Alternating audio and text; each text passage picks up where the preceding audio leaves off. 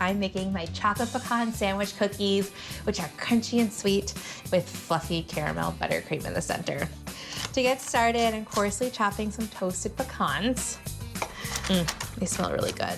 I'll set them aside and then mix up the dry ingredients for my cookie dough. 3/4 of a cup of all-purpose flour, 1/2 cup of unsweetened cocoa powder. This is such a nice, simple chocolate cookie dough. And 3/4 of a teaspoon of kosher salt. I'll give this a quick whisk. This is all mixed up. I'll grab my butter.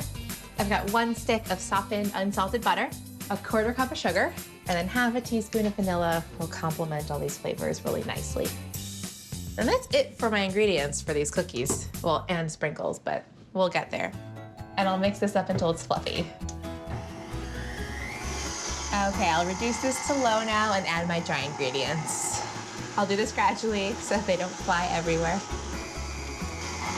Okay, my dough has come together. I'll toss in the pecans. I love the texture that these are gonna add.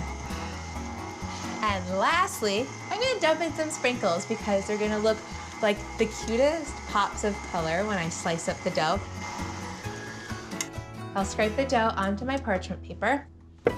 So I'll form this into a log that's 6 inches long. It'll be a nice thick log so that these can be big cookies. Now to get it nice and round, I'm gonna fold the parchment paper over and use my bench scraper to press the parchment paper into a cookie sausage. There you go, nice and even.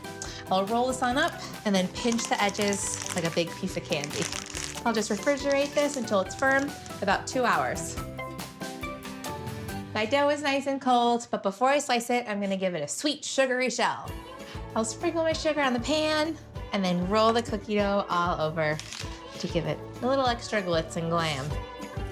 And I'm done with this. Now I'll slice up my cookies.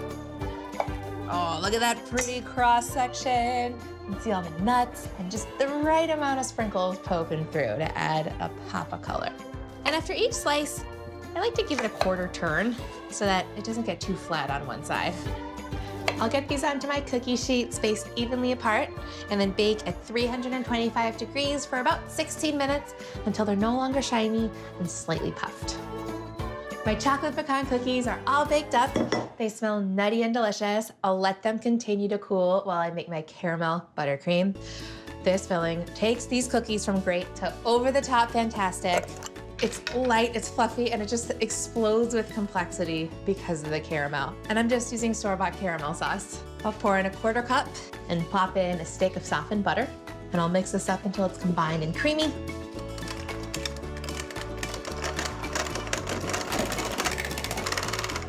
And then scoop in 1½ cups of powdered sugar and a couple of pinches of salt. I'll mix this up until it's fluffy. It's important to mix it slowly at first so that the powdered sugar doesn't go flying everywhere. I'll plop this into a piping bag, fit it with a round tip. Or you could use a zip top bag with the corner snipped off. Then gently swirl the filling onto 1/2 of the cookies. That buttercream is so smooth. And I'll sandwich on the top. All right, I'm going in for a taste.